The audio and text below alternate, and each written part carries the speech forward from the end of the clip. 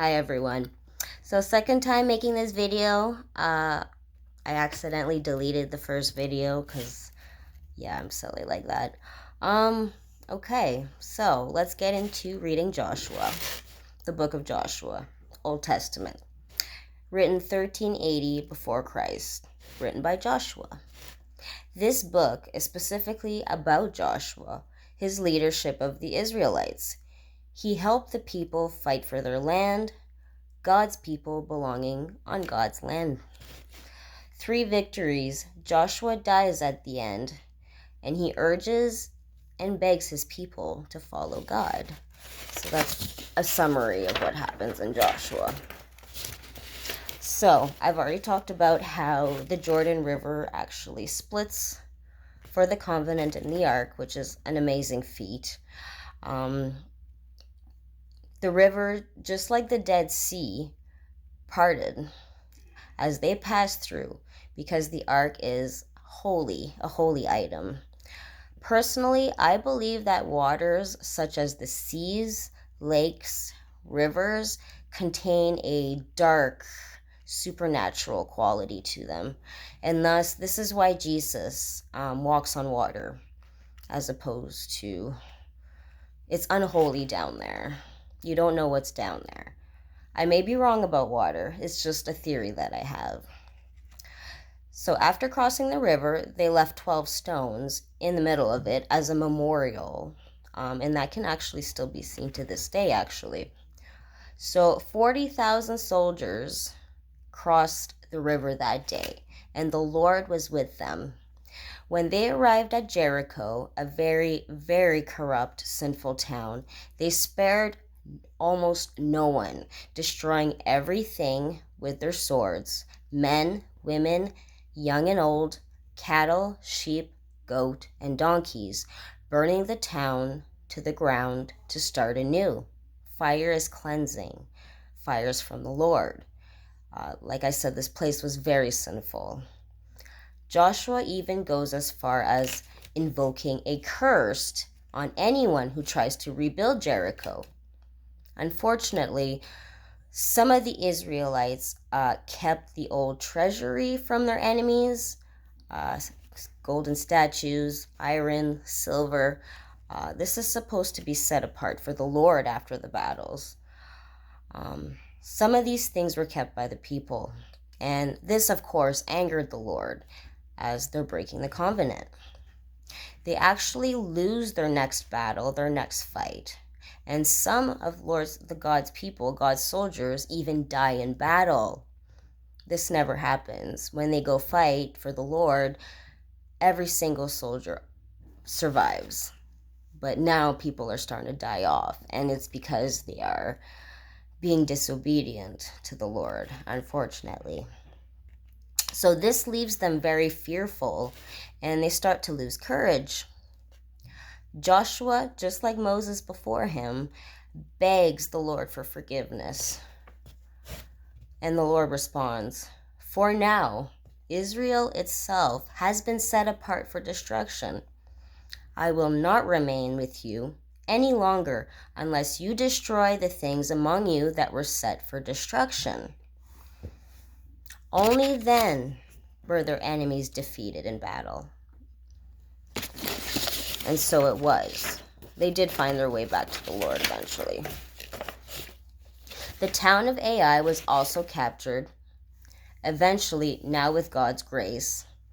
This time, the livestock was spared. The town is still a permanent mound of ruins. Everything was destroyed, but they kept the livestock. Even to this day, you can see the ruins. It's cool.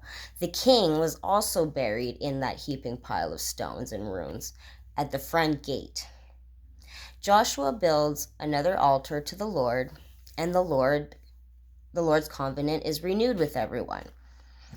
Like in the past, they break the covenant, they renew it. They break it, they renew it. Moses smashes the tablets, and then he rewrites them. It's just part of what we do. It can only be renewed once the area is purified, once they've gotten rid of all the sinful people. Once again, the land becomes holy.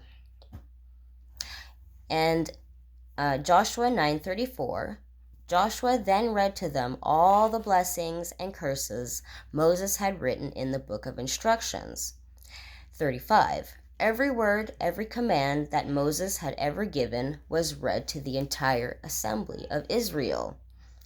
A people called Gibeonites heard of what the Israelites had done to the towns of Jericho and Ai, and instead of fighting the Lord's people or going to battle with them, they decide to deceive them instead. Try a different technique. These people, they're hardcore God's people. They take people down. They take sinful villages down. They lie about where they're from. That's the Gibeonites. And make a pact with Joshua so Joshua causes them no harm, even though they are part of the unholy land that must be cleansed. The Israelites did not break their vow and do not end up killing them. However, they did find out the truth. And they know that it would anger God to break the vow. So instead of killing everyone and wiping them out, because they made a vow to them that they wouldn't, even though that was written on deceit, they didn't break their vow. So they kept the people as slaves. So this was something different that was happening. Instead of just wiping the people out, they kept them as slaves. New Age stuff in their books.